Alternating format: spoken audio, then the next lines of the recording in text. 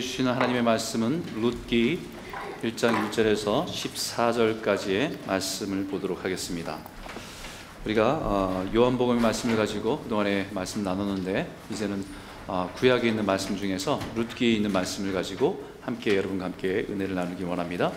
룻기 1장 1절에서 14절까지의 말씀, 제가 한 절 여러분이 한 절 읽도록 하겠습니다. 사사들이 치리하던 때에 그 땅에 흉년이 드니라. 유다 베들레헴의 한 사람이 그의 아내와 두 아들을 데리고 모압 지방에 가서 거류하였는데,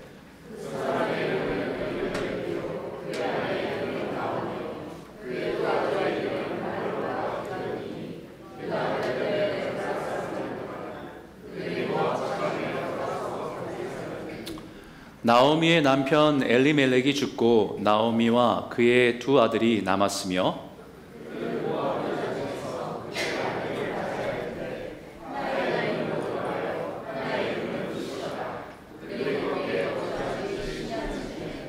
말론과 기론 그 두 사람이 다 죽고 그 여인은 두 아들과 남편의 뒤에 남았더라.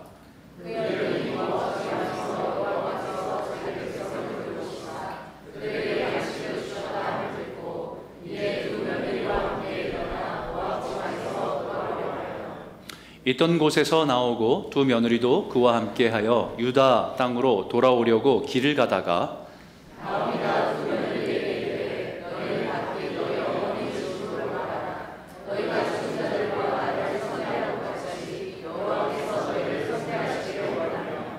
여호와께서 너희에게 허락하사 각기 남편의 집에서 위로를 받게 하시기를 원하노라 하고 그들에게 입 맞춤에 그들이 소리를 높여 울며,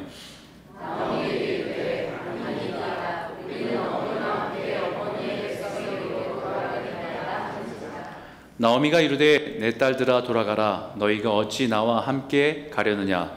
내 태중에 너희의 남편 될 아들들이 아직 있느냐?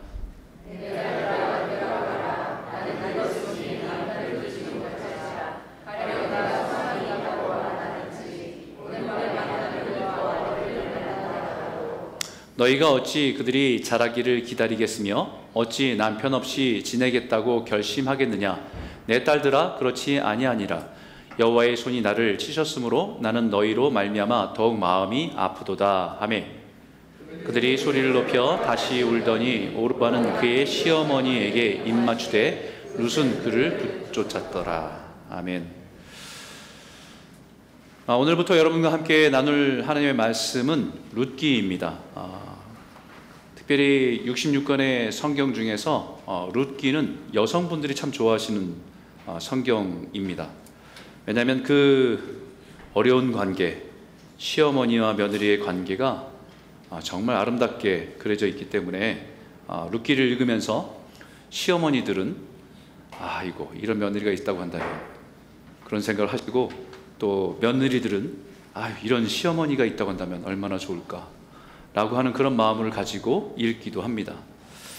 뿐만 아니라 룻기는 이민자들이 좋아하는 성경입니다. 고국을 떠나 조국을 떠나서 타국에 살아가는 이민자들의 눈물과 또 애환이, 그런 마음이 잘 담겨져 있기 때문에 이민자들이 또 룻기를 참 좋아해요. 그런데 룻기는 아름다운 시어머니와 며느리의 관계나 이민자의 삶의 애환을 담고는 있습니다. 그러나 그것이 룻기 성경의 핵심은 아닙니다. 룻기에서 보여주는 핵심은 혼란한 시대 속에서 하나님은 어떻게 일하시는가. 시대가 혼란하기만 한 것이 아니라 하루하루 살아가는 것이 버거운 삶을 만날 때에 하나님의 백성은 어떻게 살아가야 되는가, 이 질문에 답을 주고 있습니다. 그런 의미에서 오늘날 우리가 살아가는 이 시대를 생각해 보면 우리들에게 굉장히 중요한 의미를 말하고 있는 성경이 룻기라고 할 수 있어요. 이 바로 룻기를 이렇게 오늘 본문을 시작합니다. 이 본문이 첫 절이 굉장히 중요한데요, 같이 한번 크게 읽겠습니다. 시작. 사사들이 치리하던 때에 그 땅에 흉년이 드니라. 유다 베들레헴의 한 사람이 그의 아내와 두 아들을 데리고 모압 지방에 가서 거류하였는데, 처음 시작하면서요, 사사들이 치리하던 때라고 배경을 설명합니다. 사사들이 치리하던 때.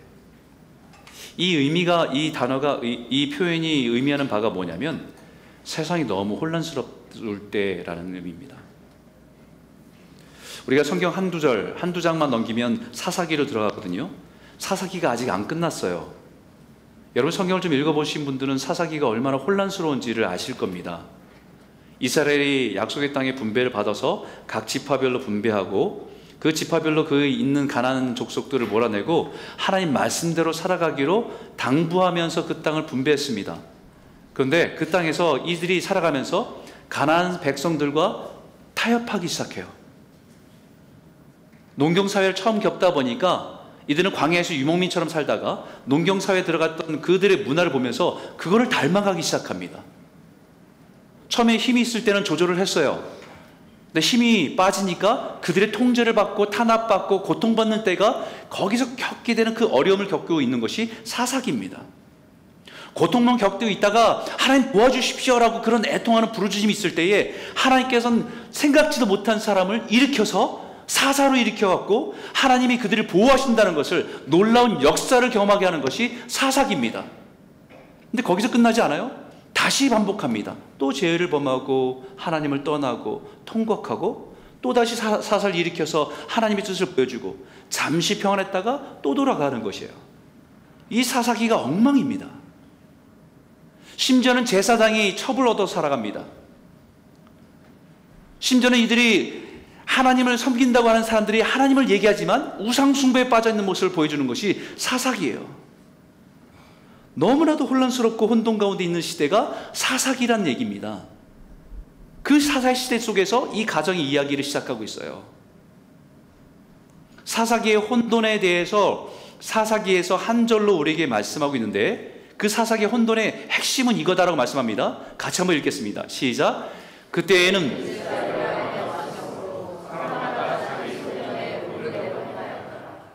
이 말은 그 여러 나라들이 왕정 체제를 가지고 있는 왕이 없다는 얘기가 아니라, 그때는 이스라엘의 왕인 하나님을 버리고 자기가 왕이 되어서 살아간 시대였다라는 걸 말하는 거예요. 자기 생각대로, 자기 경험대로 자기가 왕이 되어서 하나님의 왕이심을 버린 채 살아가고 있는 시대가 사사기의 혼돈이었다는 것을 말하고 있습니다. 이스라엘 왕이신 하나님의 주권을 잃어버리고 자기의 생각과 경험으로 살아가는 시대, 그 시대 속에서 사람들이 헤매고 살아간다는 겁니다. 그때마다 하나님께서는 사사를 일으켜서 정말 생각하지도 못했던 목동을 일으키기도 하고요, 여자를 일으키기도 하고, 그러면서 그때 하나님의 뜻을, 살아있음을, 하나님이 그들의 고통을 들으심을 보여주는 역사를 계속해서 일으키십니다. 그럼에도 불구하고 계속 혼돈이에요. 분명한 기준이 없습니다. 저마다 생각과 주장이 난무하고 대립하고 갈등하는 시대를 살아갑니다. 신앙이 있다고 하는 사람들도 신앙보다는 때론 정치적인 이념이 더 크게 주장하는 세대예요. 제가 얼마 전에 어디서 설교를 했습니다. 거기에 나이가 좀 계신 분들이 좀 많았어요. 제가 설교하고 났는데요, 나중에 어떤 분이 질문을 하시더라고요. 목사님은 좌파요, 우파요? 깜짝 놀랐어요. 그게 2달 전이었던 것 같아요. 그래서 그분들에게 이렇게 얘기했습니다. 여러분이 생각하는 좌파, 우파의 정치적인 색깔을 가지고 저에게 어느 것이냐고 선택하라고 한다면 저는 거기 어디에도 속하지 않습니다. 근데 중요한 가치를 지키는 것, 그것이 기독교인으로서 주님이 말씀하신 그 가치를 우리가 소중히 여기고 지키는 것이라고 한다면 저는 보수입니다. 그런데 주님이 소외된 사람들, 억눌린 사람들, 아픈 사람들, 가난한 사람들에게 다가가 그들을 섬기고 사랑했던 모습이, 그것이 좌파라고 한다면 저는 좌파입니다. 우리가 세상의 정치적인 잣대를 가지고 사람 판단하는 게 아니라 하나님이 우리에게 말씀하는 것이 무엇이냐, 기독교가 무엇이냐, 이게 가장 위에 있어야 되잖아요.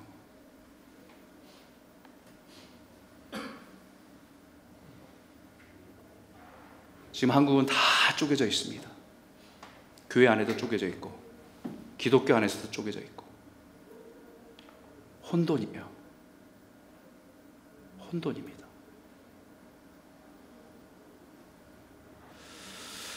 그런 혼란 가득한 세대 속에서 믿음을 가지고 살아가는 것도 힘겨운데, 오늘 본문을 보니까 그 땅에 흉년이 드니라. 흉년까지 들었어요. 너무 혼돈스러운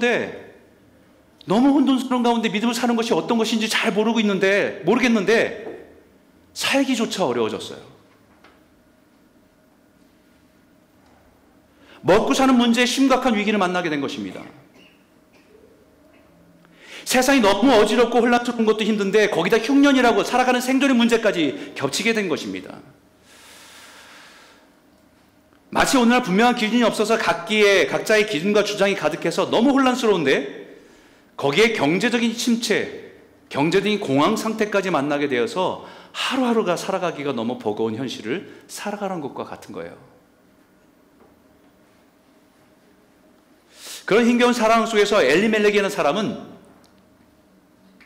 자기 아내 나오미라고 하는 아내를 데리고 두 아들 말론과 기론이라는 두 아들을 데리고 모압이라고 하는 이방 나라에 가서 살기로 결정한 겁니다. 하나님께서 그 땅에 분배해서 그 족속마다, 그 지파마다, 그 가족마다 분배한 땅을 버리고 팔고 그 공동체를 떠나서 모압이라고 하는 이방 나라에 가서 살아보겠다고 떠난 가정의 이야기입니다.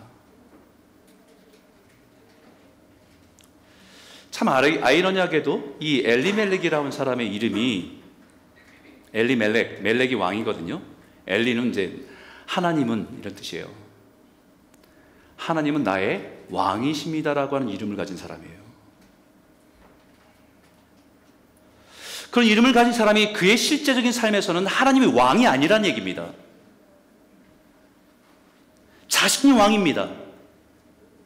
하나님이 왕됨을 버리고 내가 생각한 대로 더 나은 곳을 향해서 하나님이 주신 기업을 버리고 떠나겠다고 해서 떠난 사람입니다. 하나님의 약속, 하나님의 말씀이 기준이 되어서 살아간 사람이 아니라 자신의 편안함, 출세, 성공이 기준이 되어서 그렇게 산 사람이란 얘기예요. 차라리 이름이나 그렇게 앉았으면 좋겠어요. 돈이 나의 왕이다, 성공이 나의 왕이다, 뭐 이렇게 이름을 지고 산다고 한다면 이해가 되겠습니다. 버젓이 하나님은 나의 왕이다 해놓고 그의 삶에는 하나님이 왕이 아니신 거예요. 사사기 영적인 혼돈의 상황을 그 사람의 인생을 통해서 그대로 우리에게 적나라하게 보여주고 있는 것입니다. 여기서 한 가지 우리가 생각해 볼 것은 뭐냐면, 내가 내 삶의 왕이 되어 살아가는 것이 혼돈과 고통의 시작이라는 거예요. 우리가 살아가는 이 시대도 사사기와 영적으로 비슷한 혼돈 속에 살아가고 있습니다. 온통 혼돈입니다. 사람들마다 자신이 옳다고 생각하는 것을 주장하며 살아갑니다. 정치적, 경제적, 종교, 문화까지도 도대체 뭐가 뭔지 모르겠어요. 뭐가 정의인지 뭐가 공의인지 정말 혼란한 시대를 살아가고 있습니다. 그 속에서 우리의 믿는 신앙도 너무 혼란스럽습니다. 신앙의 기준도 없고 신앙이라 포장했지만 그들의 삶 중심에는 하나님이 아니라 욕망이 주인이 되어서 살아가고 그것에 이끌린 대로 살아가고 있는 모습입니다. 그래서 이 엘리멜렉이라는 사람은 자기가 가지고 있던 모든 재산을 다 정리해서 모아서 모압이라고 하는 나라로 떠나게 된 겁니다. 그리고 그곳에서 두 아들을 장가 보내서 이방 여인인 오르바와 룻을 며느리로 맞아들였습니다. 그리고 10년이라는 세월이 흘렀어요. 10년이면 그래도 힘겨운 이민 생활도 어느 정도 정착이 되고 뿌리도 내리고 뭐 잘 살아갈 수 있을 것이라고 생각했는데 그 10년이 그들에게는 결코 쉽지 않았어요. 너무 고통스러운 시간이었습니다. 저희도 생각해 보니까 밴쿠버에 온 지, 캐나다에 온 지 26년째를 살아가고 있더라고요. 처음에 왔을 때는 10년 됐습니다 하는 분이 있으면 되게 존경스러웠거든요. 되게 부러웠고.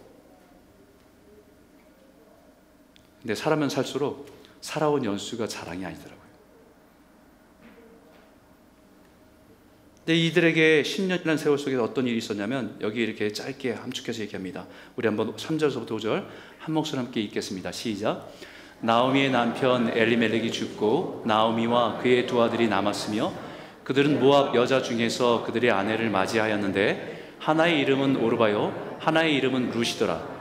거기에 거주한 지 10년쯤에 말론과 기리온 두 사람이 죽고 그 여인은 두 아들과 남편의 뒤에 남았더라. 여러분, 이민 생활의 부푼 꿈을 안고 살아온 엘리멜렉 가정이 경험한 이민 10년의 시간은 한마디로 고통이고 재앙이었습니다. 나만 믿고 따라오라고 하던 그 남편 엘리멜렉이 갑자기 죽고, 그나마 의지했던 두 아들마저도 죽게 되어서 이제는 아무것도 의지할 것이라고는 없어요.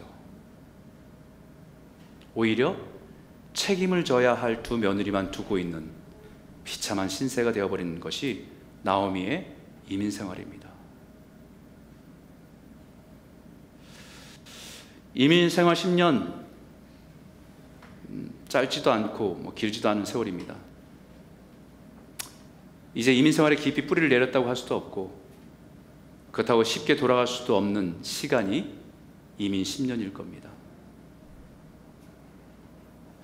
떠날 때는 보람없이 남들의 부러움을 삼여 떠났지만 정작의 10년의 이민 생활 속에서 겪었던 삶은 지치고 피곤한 삶의 연속이었기 때문입니다. 한국에서는 전혀 생각하지 못했던 일들을 이민 생활 속에서 해나가면서 조금 지나면 자리를 잡고 성공한 이민 생활을 할 것이라고 꿈꿨지만 아무것도 이룬 것이 없고 여전히 낯선 이민자라는 사실, 그 현실에 현타가 올 때가, 처절하게 그 현실을 깨닫게 될 때가 있다는 것을 알게 됩니다. 그렇다고 이제 돌아가자니 돌아갈 수도 없는 시간입니다.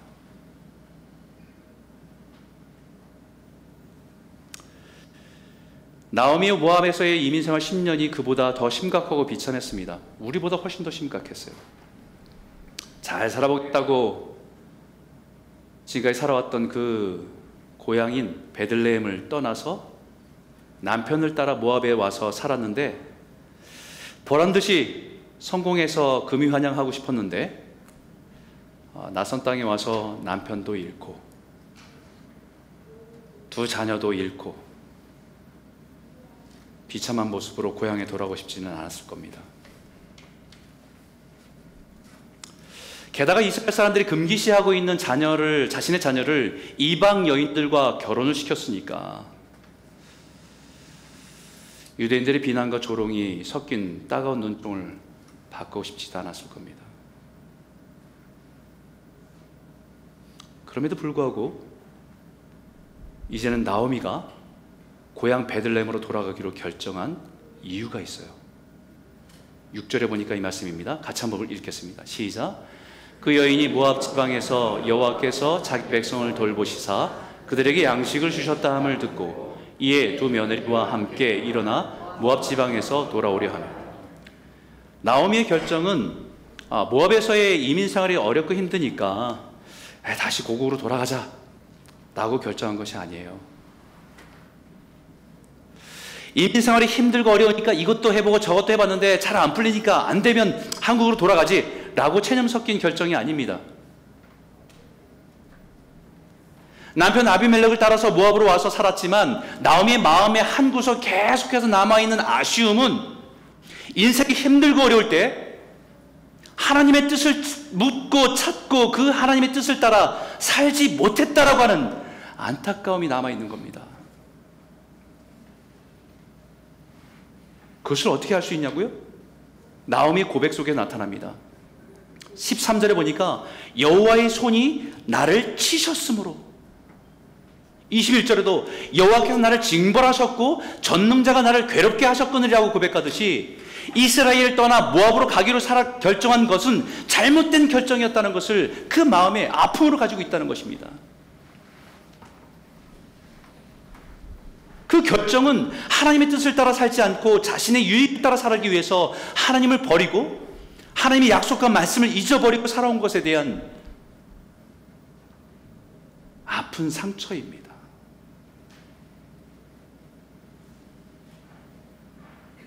하나님의 백성으로 살아가야 될 그 신앙의 궤도를 이탈한 결정이었다는 것을 알고 있는 거예요. 남편과의 신앙의 갈등이 있었고 마음의 부담이 있었지만 유대인의 문화 속에서 어쩔 수 없는 남편의 결정에 더 나은 삶을 찾아서 떠난 그 선택이 잘못된 결정이었다는 것을 깨달은 겁니다.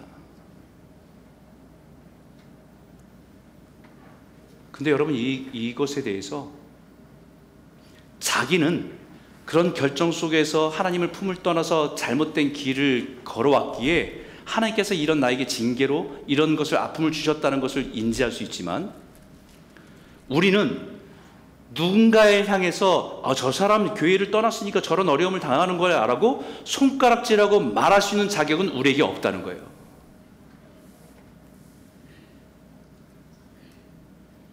그 사람 우리 교회를 떠났으니까, 그 사람이 잘 나가던 그 신앙을 떠났으니까 그런 어려움을 당하는 거야 라고 하는 그 얘기를 우리는 할 수 없는 겁니다. 그것은 그 당사자가 하나님과의 관계 속에서 자신의 양심 안에 남아있는 것으로 하나님께 반응하는 것이지, 우리가 누군가에 대해서 말할 수 있는 자격은 우리에게 없다는 거예요. 우리 이 실수를 얼마나 많이 하는지 몰라요.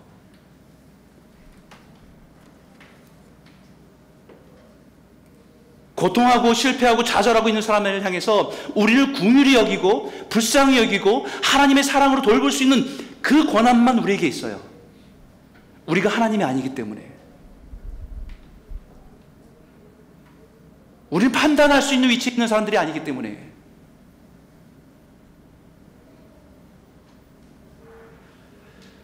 그 하나님의 자녀가 하나님의 품을 떠나 세상을 따라 살아가는 삶에 대한 하나님의 사랑의 징계를 깨달은 것은 하나님이 주시는 메시지에 대한 반응입니다. 그 사람이 할 수 있는 반응이에요. 그리고 그 인생의 아픔과 고난을 겪고 나서 결정한 것이 이제는 하나님의 은혜를 따라 살아가기로 결정한 거예요. 여기서 한 가지 우리 정리하고 합시다.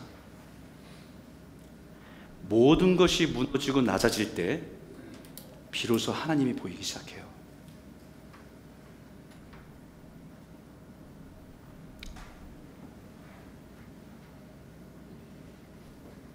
왜냐면요, 내가 사랑하는 것이 우뚝 서 있어서 그것 때문에 하나님이 안 보일 때가 참 많아요.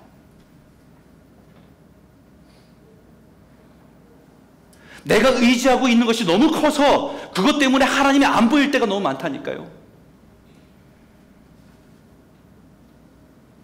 그것이 무너져 봐야, 그것이 깨져 봐야 그 뒤에 여전히 계신 하나님이 보일 때 그곳으로 돌아가는 것이 회개입니다. 세례 요한이 그의 사명인 오실 주님의 길을 예배하는 사람입니다. 그래서 성경에 뭐라고 합니까? 높은 것은 낮아지고 낮아진 것은 오르게 해서 평탄케 하는 길, 주님이 볼 수 있는 길, 주님이 나에게 여전히 오고 계신 그 길을 보여주는 것이 세례 요한의 사명이에요. 그것이 회개의 길입니다.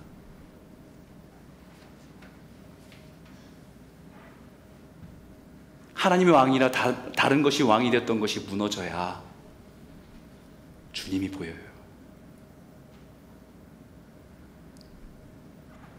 나오미가 다 무너졌어요. 그러고 나니까 주님이 보이기 시작합니다. 고국에 대한 소식을 들었습니다. 여호와께서 자기 백성들을 돌보시사 그들에게 양식을 주셨다. 이 말씀은 해석된 말씀이에요. 누가 와서 나오미에게 지금 이스라엘에게 하나님께서 그들의 백성을 돌보셔서 그들에게 양식을 주셨대요 라고 하는, 그렇게 전해준 말이 아닙니다. 자신들은 떠날 수밖에 없었던 상황, 먹을 것이 없고 기근이 있고 어려움이 있어서 더 이상 여기 있으면 안 되겠다고, 힘들어지겠다고 판단해서 그 판단으로 떠나온 이스라엘은 그들에게 그때에는 소망이 없는 곳이라고 선택한 것이었습니다. 마치 침몰하는 배에서 1시간이라도 빨리 뛰어내리는 것이 사는 길이라고 생각했기 때문에 떠난 것입니다. 한 가지 놓치고 있었어요. 하나님께서는 하나님의 백성을 돌보신다는 사실이에요.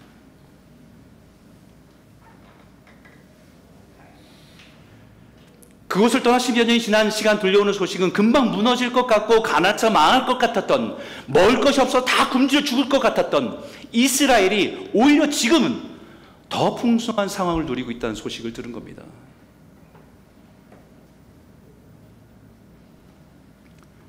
마치 한국의 IMF 때 많은 분들이 그 IMF에 터져서 환율이 막 치솟고 물가도 오르고 금방이라도 한국이 망할 것 같은 그런 상황에서 처음 것을 보면서 가진 재산을 정리하고 캐나다에 이민 와서 살아보니까 10년 동안에 가지고 온 돈들은 다 까먹고, 누가 다가와서 같이 사업하자고 하는 사람 때문에 사업에 사기당하고, 이민생활 속에서 여러 가지 일들 때문에 스트레스 받아서 남편은 병들고, 하루하루 전전긍긍하며 살아가고 있는데, 오히려 한국에 들려오는 소식은 한국이 경제적으로 더 부강한 나라가 되었다는 소식을 들은 거예요. 그 소식을 듣고 이제는 거꾸로 한국이 잘 사는 나라가 되었으니까 다시 돌아가자는 결정을 한 게 아닙니다. 그런데 그 경제적인 위기를 극복하고 경제적으로 풍성한 나라가 되었다는 소식을 들었는데, 나오미는 그 소식을 영적으로 해석하는 거예요. 아, 하나님은 기근 속에서도 하나님 백성을 돌보셨구나.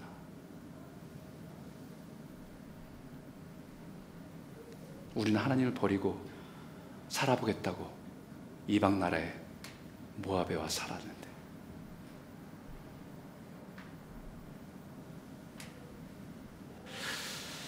그런 그 소식을 단지 이스라엘이 잘 먹고 먹을 것이 풍족해졌다는 소식으로만 들은 것이 아니라 나오미 내면 깊은 곳에 있는 신앙을 깨우는 겁니다. 여호와께서 자기 백성을 돌보시사 그들에게 양식을 주셨다.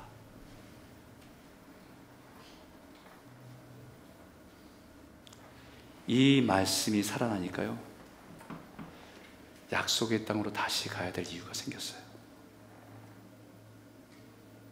먹고 살기가 위험이 아니라 하나님의 은혜 아래 살기 위해서.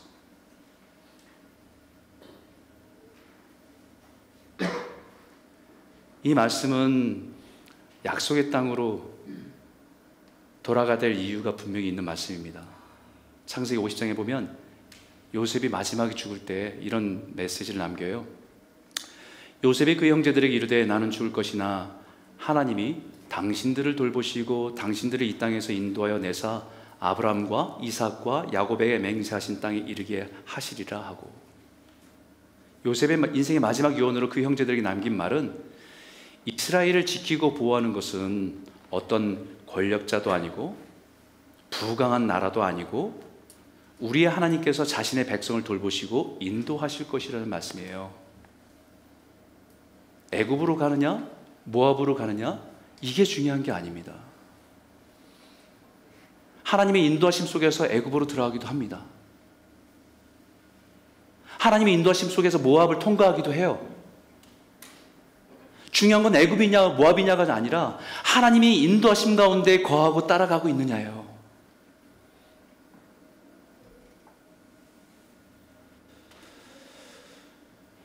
나오미는 인생의 고통을 통해서 깨달은 것은, 그래, 하나님의 약속대로 하나님의 백성은 하나님의 백성을 돌보시는 분이시다라는 것을 분명히 깨달은 것입니다. 그래서 하나님 백성은 지금이라도 더 나은 것, 더 좋은 것을 찾아 살아가는 것이 아니라 하나님의 백성으로 그 은혜 아래 살기로 결정하는 것입니다. 기근 속에서도요, 하나님의 은혜 아래 있으면 살아갈 수 있어요. 살아가게 하세요. 이제는 하나님이 나의 왕이 되시고 주인 되심을 인정하며 그 은혜 안에 머물기로 있기로 결정하는 것입니다. 이 결정이 이 시대의 이민자로 살아가는 우리들에게 너무 중요한 결정입니다. 세상이 혼란하고 경제적으로 힘겹고 여러 가지 어려움이 있어도 더 나은 조건, 환경을 찾아서 헤매는 사람들이 아니라는 거예요. 주님을 의지하고 주님 인도하심에 따라서 한 걸음 한 걸음, 힘들어도 여기에 있어야 할 이유가 있으면 있는 거고, 힘들어도 더 어려운 곳에 가라고 하면 가는 거고, 주님의 은혜를 따라 사는 거예요. 이 시대에 이 믿음으로 걸어가는 저와 여러분 모두가 되시길 주의 이름으로 축복합니다. 한 가지 더 나누면요, 하나님의 백성을 향한 하나님의 헤세드의 사랑은 멈춘 적이 없습니다. 여러분 믿습니까? 믿으세요? 근데 여러분, 이 말을 나오미에게 했다고 한다면 나오미가 받아들일 수 있을까요? 하나님의 백성을 향한 하나님의 헤세드의 사랑은 멈춘 적이 없어요. 그러면 그 여인이 제일 먼저, 그럼 왜 우리 남편은, 우리 두 아들은 그 속에서 나를 사랑했다고요?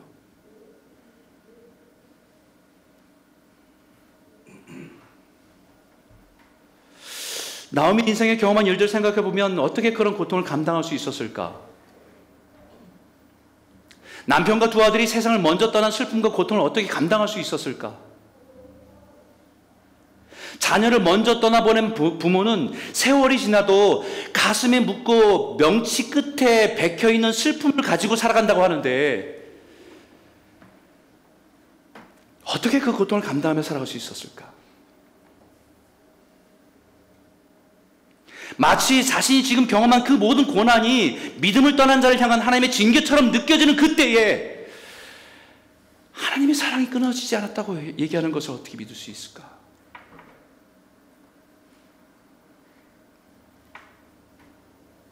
하나님께서 자신을 향해서 얼굴을 감추시고 등을 돌린 것 같이 느껴지는 그 순간에 하나님의 사랑이 나한테 여전히 부어지고 있다는 것을 어떻게 받아들일 수 있을까?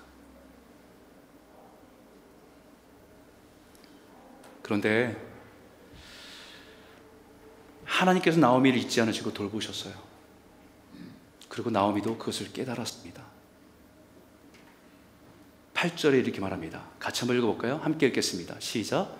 나오미가 두 며느리에게 이르되 너희는 각기 너희 어머니 집으로 돌아가라. 너희가 죽은 자들과 나를 선대한 것 같이 여호와께서 너희를 선대하시기를 원하며. 누구를 통해서 돌보셨다고요? 두 며느리를 통해서 돌보셨대요. 나오미가 고백하기를 너희가 나를 선대하였다라고 얘기합니다. 이 선대하였다는 표현은 원어로 헤세드입니다. 나에게 친절을 베풀었다, 의를 지켰다, 이 얘기가 아닙니다. 너희는 하나님의 변함없는 사랑으로 나를 대해줬다라고 고백하고 있는 거예요. 하나님의 그 신실하신 그 언약에 근거한 변함없는 그 사랑으로 너희가 나를 대해줬구나라고 고마워하는 겁니다. 나오미 입에서 비로소 고백되는 표현이 하나님의 헤세드의 사랑을 고백하고 있다는 것입니다. 하나님의 은혜 아래 살아가기로 결정하고 돌아보니까 보이는 것이 인생에 여전히 하나님의 변함없는 사랑, 헤세드의 사랑이 있었음을 발견하는 겁니다. 사실 이제는요, 여러 며느리 입장에서 보면 그 시어머니 나오미에게 잘해야 할 이유가 하나도 없어요. 그들의 남편도 다 죽어서 없습니다. 딸린 자식이 있어서 매어 있지도 않아요. 남편이 있는 것도 아니고 남겨줄 재산이 있는 것도 아닙니다. 더 이상 며느리들이 그 시어머니에게 기대할 것이라고는 아무것도 없는 상황에 그 며느리들이 자기에게 잘해야 할 이유가 하나도 없습니다. 그런데 불구하고 그 며느리들이 시어머니에게 보여준 사랑이 아무 조건 없이 행한 그 사랑이 하나님이 변함없는 사랑이었음을 이 나오미는 깨닫고 있다는 것입니다.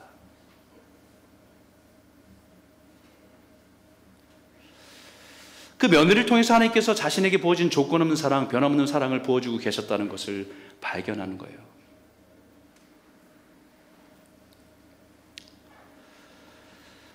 만약에 이 나오미가 두 며느리를 통해서 자신에게 잘하고 있는 그 며느리, 아무것도 줄 것도 없고 보상할 것이 없는 자기에게 베푼 그 사랑을 당연하게 여겼다고 한다면, 그것이 하나님으로부터 온 헤세드의 사랑이 그 며느리를 통해서 흘러온 것인 것을 인정하지 않았다고 한다면 어떤 일이 일어났겠습니까?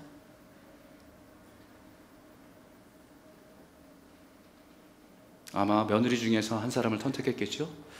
오르바, 룻, 누구를 의지해 살아갈까? 보니까 오르바는 말이 없고 룻은 말이 많은데 룻을 따라 살까? 오르바에 의지해 살까? 아마 그 계산을 하고 있었을 거예요. 남은 평생 누가 나를 돌봐줄까? 마치 그것이 당연한 것처럼. 하나님은 우리가 살아가는 동안에 예수를 잘 믿는 좋은 성품을 가진 사람에게 은혜를 입기도 하게 하지만, 때로는 예수를 전혀 알지 못하는 사람을 통해서도 하나님의 헤세드의 사랑을 부어주실 때도 있어요.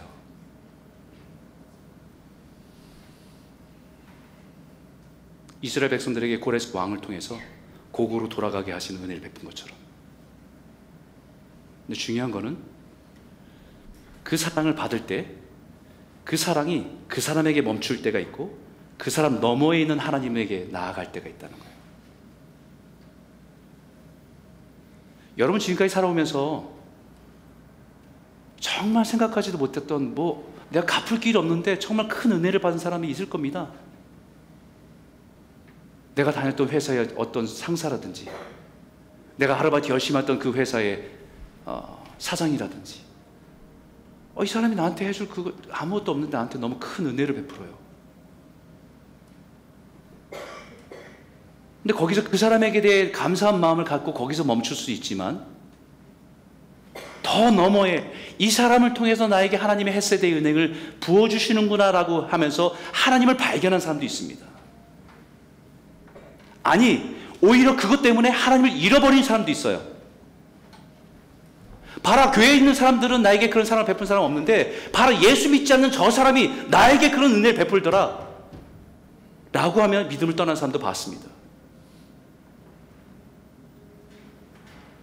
나오미의 관점은 하나님의 은혜 안에 살기로 결정하고 그 은혜를 사모하기 시작하니까 두 며느리에게 받는 그 사랑이 당연한 것이 아니라 하나님으로부터 은혜에 흘러오는 통로로 하나님이 그들을 통해서 부어주고 있다는 것을 깨닫기 시작합니다.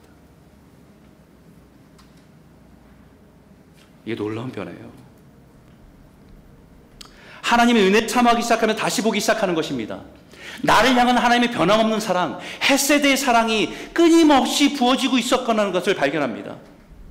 평범한 일상에서 이미 내 삶에 부어진 하나님의 사랑이 있었음을 보게 되는 것입니다. 당연하게 여겼던 그것이 당연한 것이 아니라 하나님이 나에게 사랑을 베푼 것으로 그분을 통해서 나에게 부어졌다는 사실들을 발견하기 시작한다는 것입니다.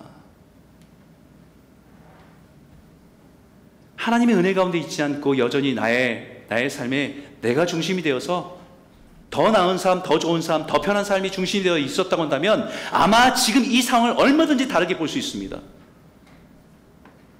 며느리 하나가 잘못 들어와서 아들이 죽고 집안을 말아먹었다고 얘기할 수도 있어요. 우리 집이 이렇게 된 것이, 내 인생이 이렇게 비참하게 된 것이 너희들 때문이라고 저주하면서, 비난하면서 그 남은 인생을 살아갈 수도 있습니다. 그리고 그 며느리들이 자신들이 잘해야 되는 것은 지극히 당연한 것으로 여기며 살아갈 수도 있습니다. 그러나 하나님의 은혜를 사모하고 돌아보니까 그 며느리들이 자신의 인생에 부어주신 하나님의 변함없는 헤세드의 사랑의 통로였다는 것을 깨닫게 돼요.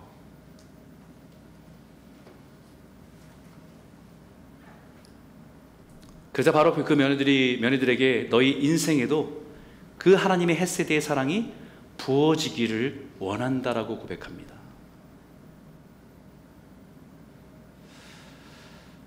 얼마나 아름답습니까? 서로에게 유익이 되고 이익이 되는 것은 아무것도 없지만 서로를 섬기고 사랑하는 시어머니와 며느리 관계 안에 하나님의 헤세드의 사랑이 작동하고 있다는 겁니다.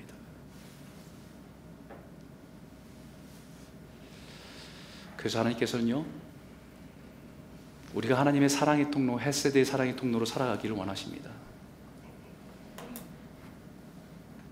세상이 어려울수록 우리가 살아가는 세상은 철저하고 기브 앤 테이크의 원리로 움직입니다. 누군가에게 베푸는 친절과 배려도 결국은 자신의 유익을 따라 계산된 행위로 이루어지는 세상에 살아갑니다. 내가 해줄 수 있는 것이 아무것도 없는 그 사람에게 다가가 베푸는 사랑과 친절과 배려는 하나님의 헤세드의 사랑을 보여주는 삶입니다.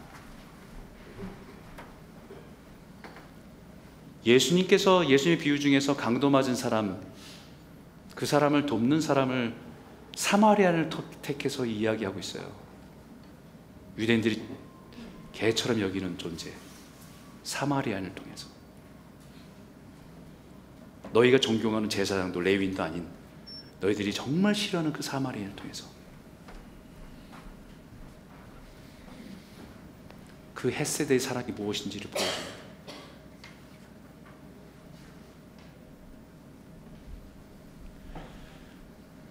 우리가 한 달에 한 번 헤이스팅에 나아가서 그 홈리스에 있는 사람들에게 음식을 나눠주는 거 대단한 일이겠어요?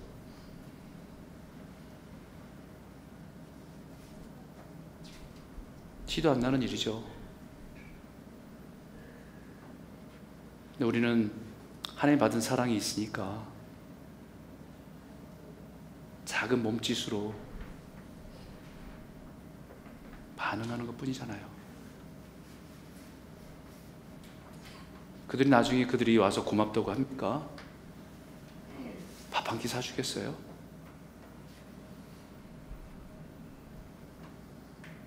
우린 누군가에게 헤세드의 사랑을 전하는 자로 요만큼 사용되는 잠깐의 인생 아닐까요?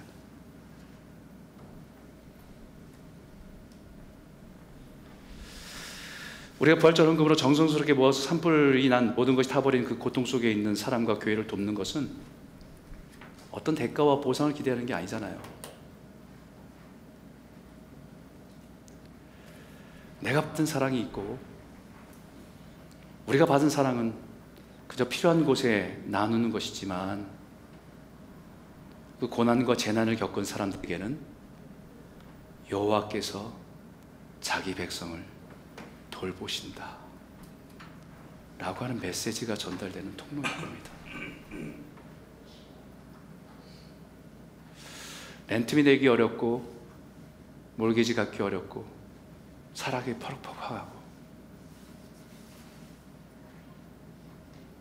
그런 속에서 하나님 우리에게 원하시는 삶은요, 하나님의 백성은 하나님이 책임지신다. 우리는 그 사랑받은 자로 흘려보낸 자로 살아가는 존재다. 사랑하는 성도 여러분, 우리가 살아가는 세상은 너무 혼란스럽습니다. 각기 저마다 주장과 생각으로 대립하고 갈등하고 혼돈 가운데 살아갑니다. 거기다 살아가기가 참 힘겨운 시대를 살아가지요. 그러다 보니까 우리는 우리 중심의 생각들로 자꾸 좁아져 와요. 이런 시대에 고통받는 자, 고난 가운데 있는 사람들을 향해서 하나님, 우리가 한 걸음 더 나아가기를 원하십니다.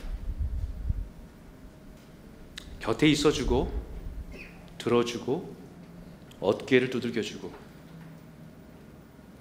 왜 나에게 이렇게 잘해주세요? 라고 하는 질문이 있으면 당신이 좋아서, 같이 있고 싶어서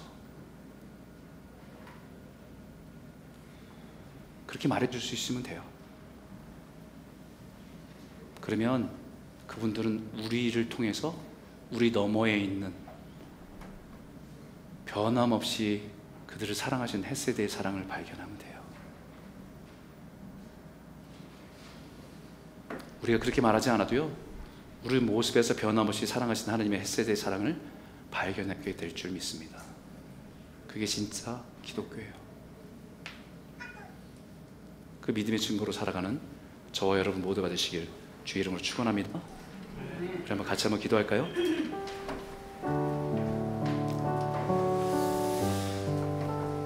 말씀을 기억하면서 우리 기도했으면 좋겠습니다. 하나님, 혼란한 시대를 살아가는 우리들에게 진리의 빛이 되어 주십시오. 경제적으로 힘겨운 시간 속에서 오직 선한 목자를 따라 살아가는 삶을 살아가게 하여 주십시오. 조국을 떠나서 이민자로 살아가는 우리의 삶이 고아와 같이 살지 않게 하여 주시고, 하나님의 백성을 하나님이 돌보신다는 그 믿음 안에서 주님을 따라 살아가는 성도가 될 수 있도록 도와주십시오. 오직 하나님께서 자기 백성을 돌보시고 그들의 필요를 채우시고 인도하심을 믿고 의지하는 삶을 살아가게 하여 주실 줄 믿습니다. 우리를 향한 하나님의 헷세대의 사랑이 끊임없이 부어지고 있음을 깨닫게 하셔서 그 은혜를 따라 살아가게 하시고, 우리 인생도 누군가에게는 그 은혜를 전한 자로 살아갈 수 있도록 도와주실 줄 믿습니다. 우리 한번 같이 한번 기도하겠습니다. 함께 기도하겠습니다.